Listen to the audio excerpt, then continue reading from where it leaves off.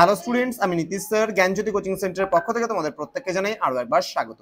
তো স্টুডেন্টস, আজকে আমি তোমাদের সঙ্গে আলোচনা করব এনইপি 4th সেমিস্টার যারা বাঁকুড়া ইউনিভার্সিটির আন্ডারে বিভিন্ন কলেজগুলোতে পড়াশোনা করছো হিস্ট্রি অনার্স নিয়ে, তাদের আজকে MJC 8 অর্থাৎ মেজর পেপার 8 এর যে হিস্ট্রি সাজেশন রয়েছে সেই সাজেশনস নিয়ে কিন্তু আলোচনা করব।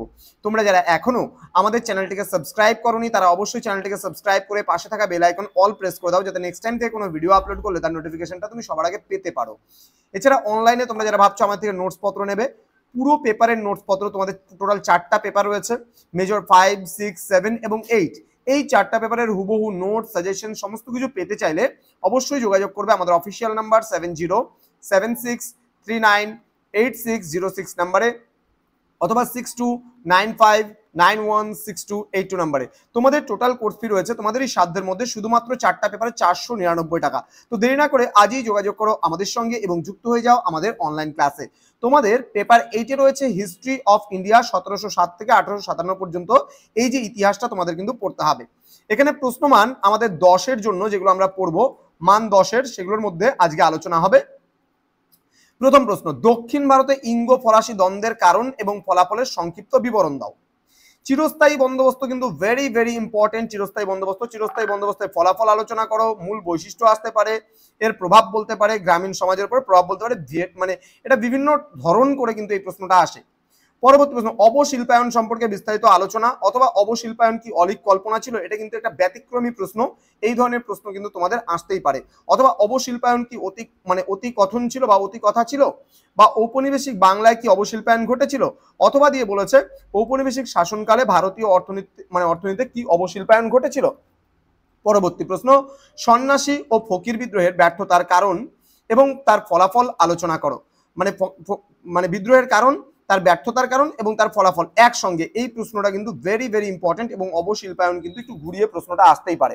সাঁওতাল বিদ্রোহ 1855 সালে হয়েছিল সাঁওতাল বিদ্রোহ, সেই সাঁওতাল বিদ্রোহের কারণ এবং তার প্রকৃতি এবং তার ফলাফল অবশ্যই খুব ভালো করে পড়ে যাবে। দেন 1857 খ্রিস্টাব্দের মহাবিদ্রোহের কারণগুলি ব্যাখ্যা করো, এটাও কিন্তু ভিভিআই প্রশ্ন, ভেরি ভেরি ইম্পর্টেন্ট প্রশ্ন। নেক্সট, আমাদের 1857 খ্রিস্টাব্দের সিপাহী বিদ্রোহের পশ্চাতে রাজনৈতিক, অর্থনৈতিক, সামাজিক, ধর্মীয়, সামরিক প্রত্যক্ষ কারণগুলি আলোচনা করো। বিভিন্ন ভাবে কিন্তু ঘুরিয়ে প্রশ্ন আসতেই পারে। 1857 সালে মহাবিদ্রোহের তাৎপর্য এবং ফলাফলগুলি কি ছিল আলোচনা করো। তাৎপর্য বলতে পারে অথবা দিয়ে ফলাফলও বলতে পারে কিন্তু। পরবর্তী প্রশ্ন, 1857 সালে মহাবিদ্রোহের প্রকৃতি সম্পর্কে আলোচনা করো, অথবা বলতে পারে 1857 সালে বিদ্রোহকে কি তুমি ভারতের প্রথম স্বাধীনতা যুদ্ধ বলে বিবেচনা করবে। অথবা নেক্সট কোশ্চেন যেটা আছে লাস্ট আমাদের, 1857 সালে বিদ্রোহের ব্যর্থতার কারণ ও ফলাফলগুলি কি ছিল তা আলোচনা করো। এই যে প্রশ্ন কয়টা দিলাম এর মধ্যে কিন্তু তোমাদের মহাবিদ্রোহ থেকে একটা প্রশ্ন 100% কমন আসবেই আসবে 10-এ, এবং তোমাদের এখান থেকে সিপাহী বিদ্রোহ থেকে যে প্রশ্ন বললাম মহাবিদ্রোহ বা সিপাহী বিদ্রোহ আসবেই। সাঁওতাল বিদ্রোহ বা সন্ন্যাসী ফকির বিদ্রোহ ভেরি ভেরি ইম্পর্টেন্ট। অবশিল্পায়ন, চিরস্থায়ী বন্দোবস্ত, মহলওয়ারি, রাউতওয়ারি গুলো কিন্তু 6-এর জন্য গুরুত্বপূর্ণ। চিরস্থায়ী বন্দোবস্ত তোমাদের 10-এর জন্য গুরুত্বপূর্ণ, তোমাদের 4-এর জন্য গুরুত্বপূর্ণ হচ্ছে মহলওয়ারি, রাউতওয়ারি, এগুলো পড়বা 4-এর জন্য।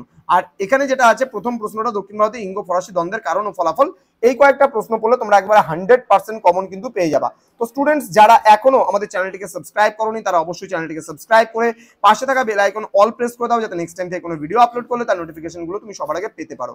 অনলাইনে যুক্ত হতে চাইলে অবশ্যই যোগাযোগ করো আমাদের অফিসিয়াল নাম্বারে এবং সমস্ত নোটস পত্র তোমরাও নিতে পারো। দেখা হচ্ছে খুব তাড়াতাড়ি আরো একটা নতুন ক্লাস নিয়ে। তোমরা প্রত্যেকেই ভালো থেকো, সুস্থ থেকো। Thank you so much, thanks for watching after all, thank you.